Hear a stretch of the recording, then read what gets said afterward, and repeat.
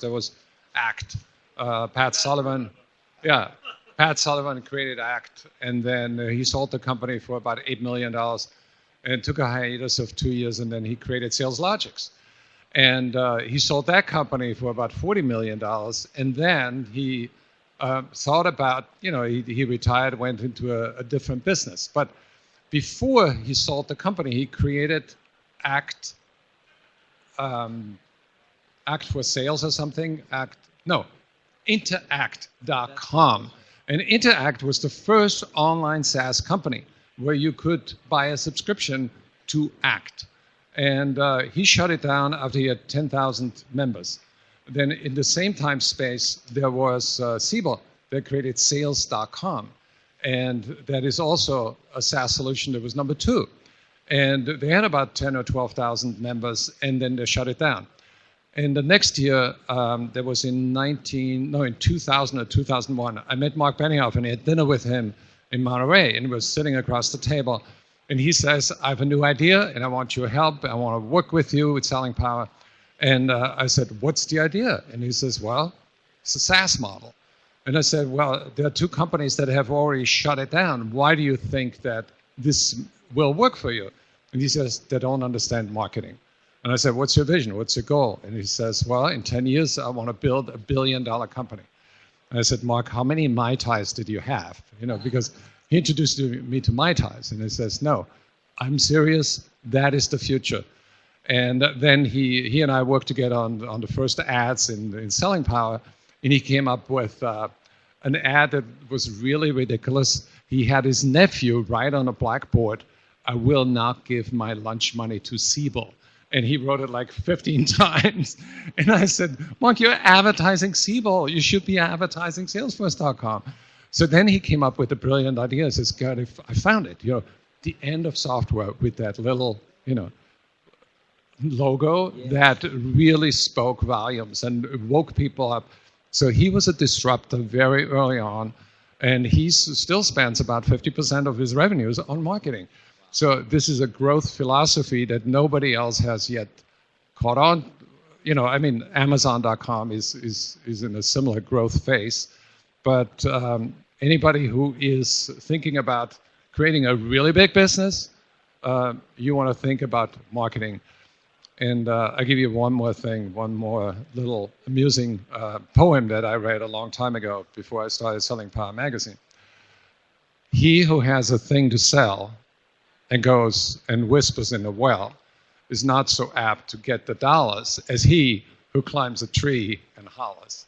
Oh, I love that. Isn't that great? You see why I ask him? Any question you want to ask, run it past Gerhard, and you've got a wonderful story. This is one of my dear friends. He knows the industry perhaps better than anybody.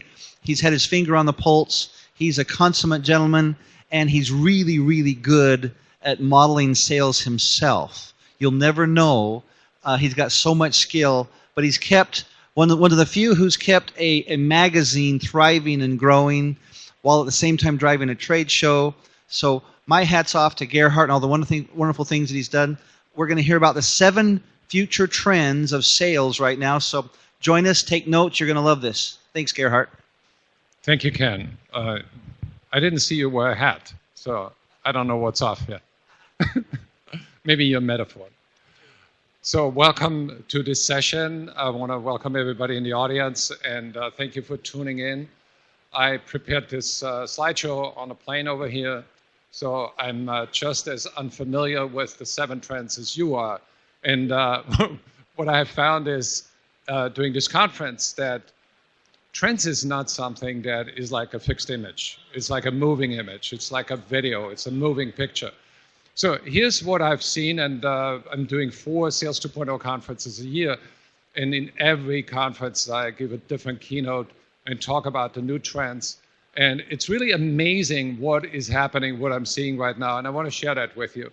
So the first trend is, I want to talk a little bit about the millennial generation. How many of you are between 17 and 34? Okay, good. Half the audience. And you're the thought leaders. You are, and I even have to correct myself. It's no longer about thought leadership. I think that the millennials have taught us how to become conversation leaders. So it's no longer about thought leadership, but conversation leadership, because customers don't want to be sold, they want to buy through a conversation, through insight. And the millennial generation has brought two new assets or through new data points. One is it's the me generation, and it's the impulse society, the age of instant gratification. But there is something psychologically changing in the American culture that some people say millennials, they're immature, they delay adulthood, they want to raise hell and have a good time, and they want to live in the now. And I think that's a good thing. It's not a bad thing. But there is something to be said about perspective. And I think that we need to work more with millennials and have a better exchange, because older people can offer you perspective. And older people can learn from the millennials because the mindset has shifted. So there is an issue with millennials psychologically, which is they have less tolerance for frustration. There is a survey that just came out that says that college kids in America have a higher degree of anxiety about the future. There's a higher incidence of depression. There is a dread about the future. And they have huge goals, but they are clueless on execution. But on the positive side, the millennials have a huge amount of spending power. There's a survey that says by 2017, millennials spend about $200 billion a year. And my suggestion for the audience, you can cash into the trends, feed the hunger for media consumption. Millennials spend about 16 hours a day on different medias, many hours to medias. Like in the audience right now, there are 3 people, 4 people on their computers or cell phones. And it's okay to double task, and we need to address that, and you can cash in on the trend by delivering your information in multiple channels, preferably mobile. Conversation is the key driver for purchasing. That's obvious that about 53% of purchasing decisions for millennials is driven by social media. So we need to really wake up to that fact that our companies need to have a social media presence and engage in a conversation.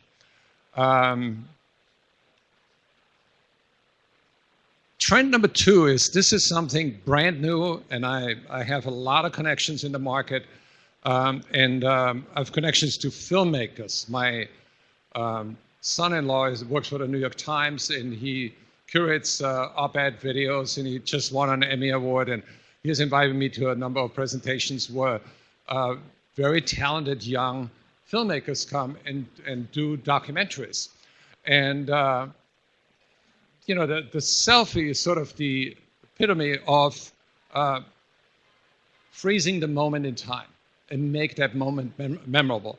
But the micro-moment management has 2 aspects. One is consuming something in micro chunks of time, like a 1-minute video or 2-minute video, but also communicating in the moment. So here's a story by Jerome, Jarre. He came to New York age 22. He's French. He left France when he was 19, went to China, started a couple of companies, failed, went to Toronto, didn't do very well either, went to New York with $400 in his pocket in 2012. Now he's 24, and he has 1 million Snapchat followers. And he gets $35,000 a snap today from companies that want to cater to the millennial market. So this, you see the stats of all his followers. So here's what my friend Casey Neistat did. He did a documentary on him, and he said, let's put it to the test. And he sent a Snapchat out where he said, meet me on Union Square in New York in 2 hours. And within 16 minutes, he had 142,000 people seeing that. And then when he showed up, he had 300 people waiting for him and screaming. So that is sort of the lesson we need to learn in business, because whatever happens in B2C, whatever happens in the millennial market, it will happen later in the B2B market. So I can easily see Mark Benioff pulling a stunt like that and say, I'm in Paris, meet me at the Rond Point at the Champs-Élysées, and I bet you that 200 or 300 people will show up. So, micro content creation rules: short, snackable, shareable, fun, fast. Create mental snacks. And this is sort of the new way of thinking, and as the pendulum swinging to Twitter 140 characters, it swings back to have more memorable content in the moment. So that is going to revolutionize social media. So we talked about that. We don't have that much time to cover everything, but the trend number 3 is the application acceleration. You think about 2007 when Steve Jobs introduced the iPhone. It was a novelty, and not that many years later, there are 1.2 million apps on the iPhone. There are over 500 million iPhones sold, and what happens in B2C happens with B2B, like Salesforce.com has over 2 million apps served, over 2,000 apps. And frankly, when you look around here, it is overwhelming. There are 350 exhibitors, and to me, it looks like a technology flea market where nothing really fits together. And we all have a hard time figuring out, when people say it's predictive analytics and this is the new way of sales enablement. So what I'm suggesting that in the future there will be, like, there are software machines in companies. There will be soda machines and app machines where companies will control the distribution of the apps inside a company. So to me, technology is a sort of, it's desalvation. The downside with technology is that it changes us all into programmers. And technology is disruptive, and it disrupts work because technology is never complete. And it's a very left-brain activity, but it's great for business. So when you look at the different applications that you can find, I came up with 6 killer apps that I recommend to everybody. And the first one is Inside Sales for dialing.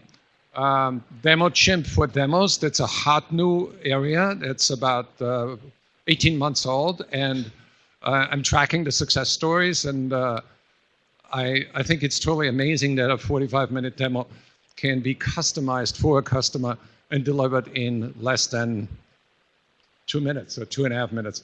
Steelbrick for CPQ, exactly for compensation management, and DocuSign for closing, and all based on Salesforce.com.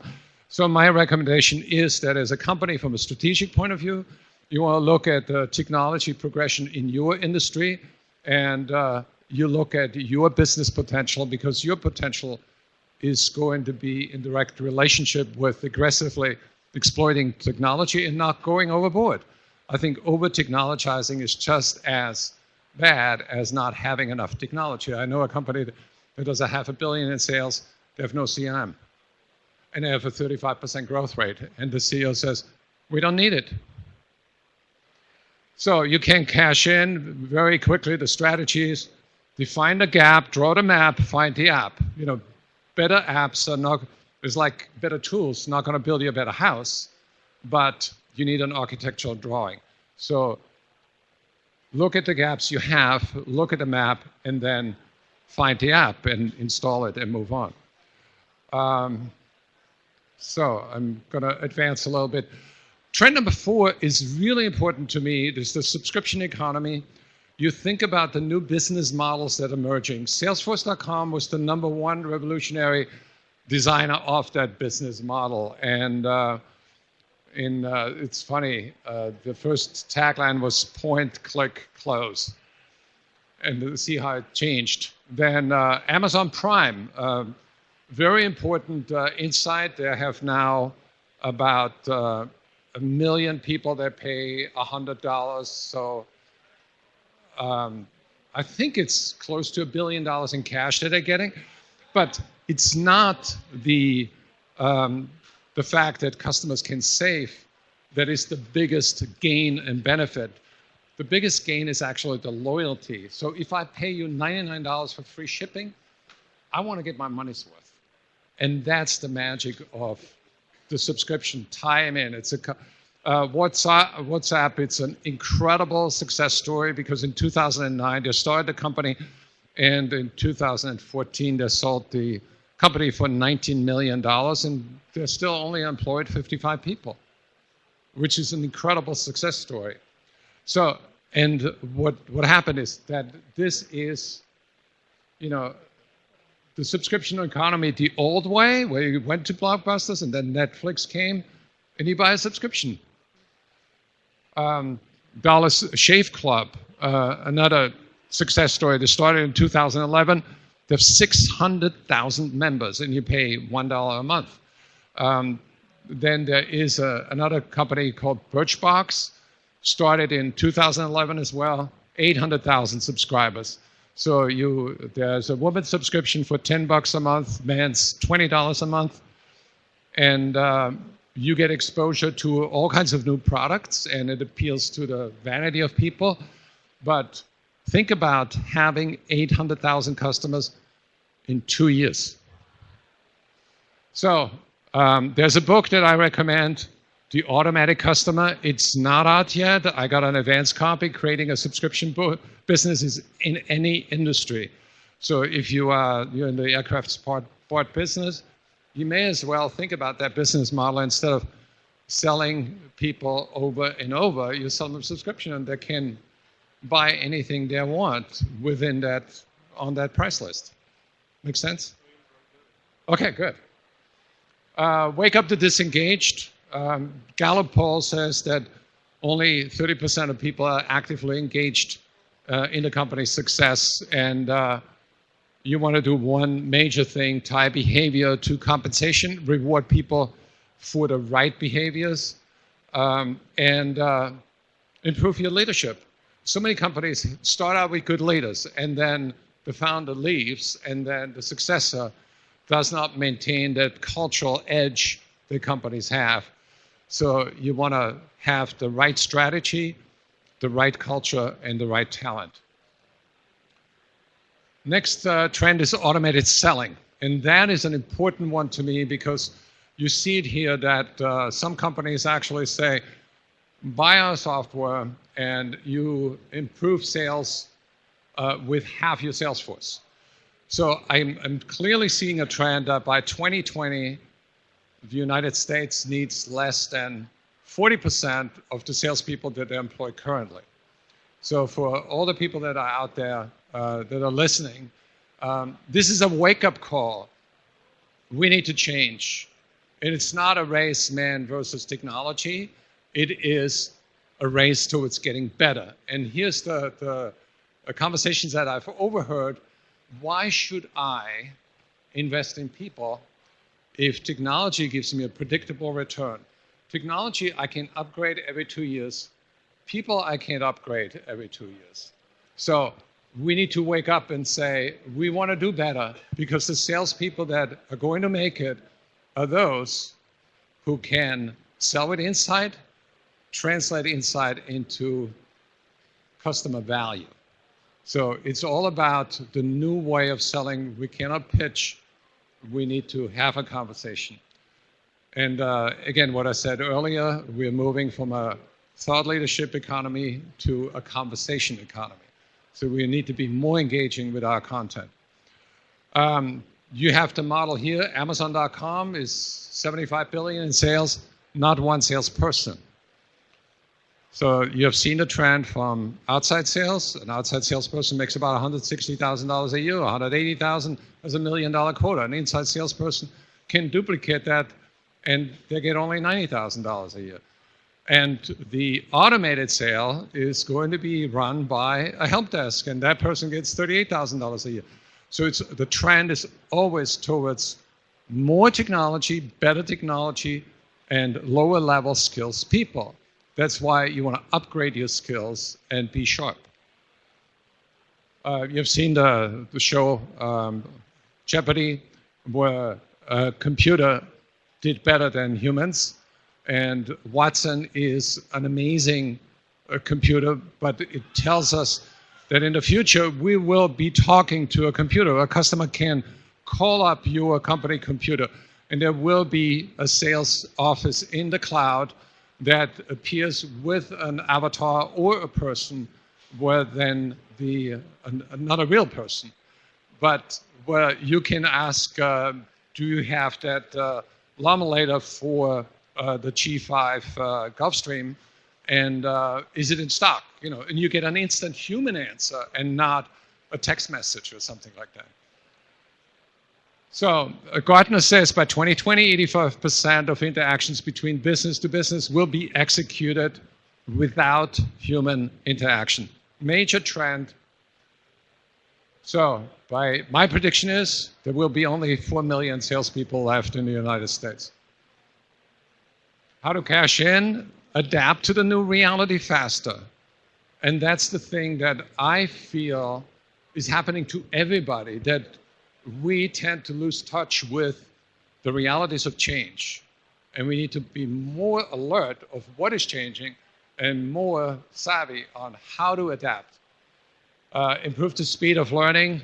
And I totally believe in self-transformation, that we need to challenge ourselves to learn faster the right things.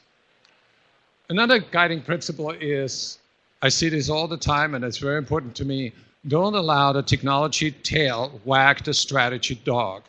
Strategy has priority, and you want to be clear about the strategy.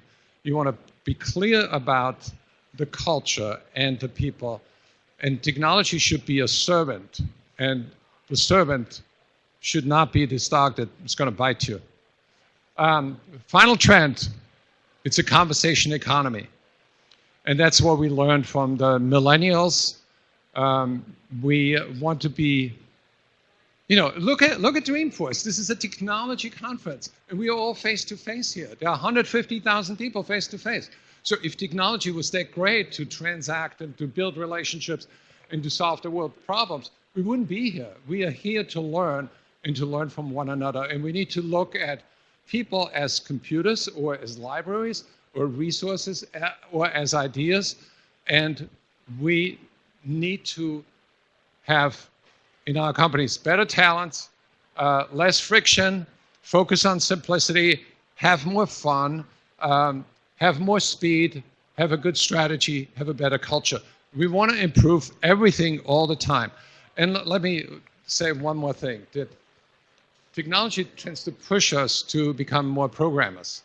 And what we want is to be more human and be more respectful of where people are coming from, diversity, what do people contribute to society at large. Look at Mark Benioff contributing to the Children's Hospital, the 1-1-1 model, and millennials, they all want to know, what is the company doing besides making profits? What are they contributing to the world? How are they going to create a better world that we are going to live in? And from a selling perspective, my suggestion is, if you are not an inside seller, start now. There are a lot of companies like Richardson.com, there is Karoo.com,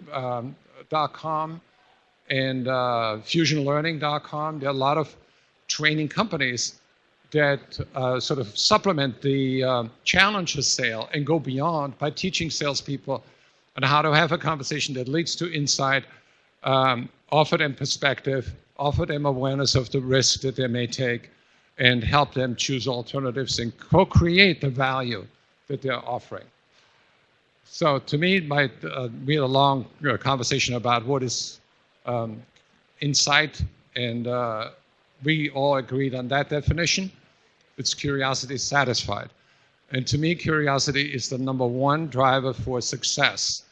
People who are not curious, they don't ask the right questions. And Werner Heisenberg, the physicist, said that nature does not reveal its secrets. It only responds to a method of questioning.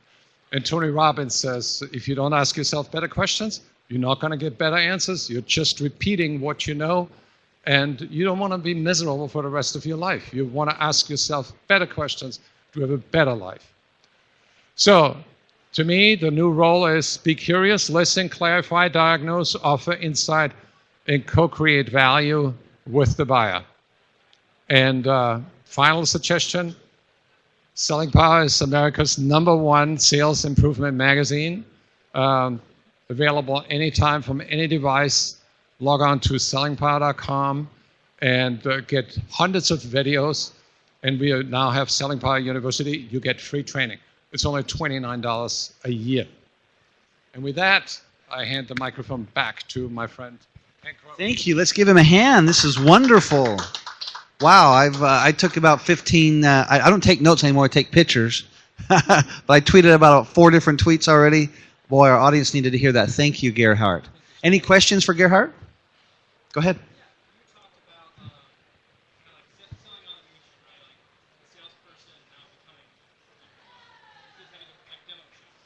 Right. What role do you see marketing playing in that, right? Consumers are doing more research themselves. Right. Can you describe more how you perceive Yeah. I give you an analogy, if I can pronounce it. But marketing to me is like a symphony orchestra, and sales is more like jazz.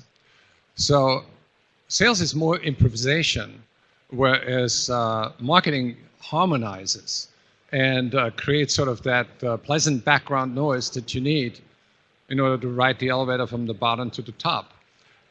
Marketing needs to be linked to sales in a way that they can speak each other's language, that they can complete each other's sentences.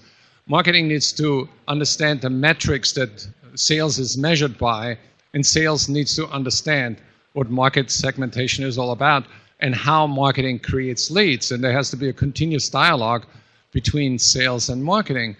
And smart companies don't align sales with marketing, and they don't align marketing with sales. They align sales to the strategy, and they align marketing to the strategy. And when you do that, you have a kick-butt team that is successful. Well done. Thanks again, Gerhard. We really appreciate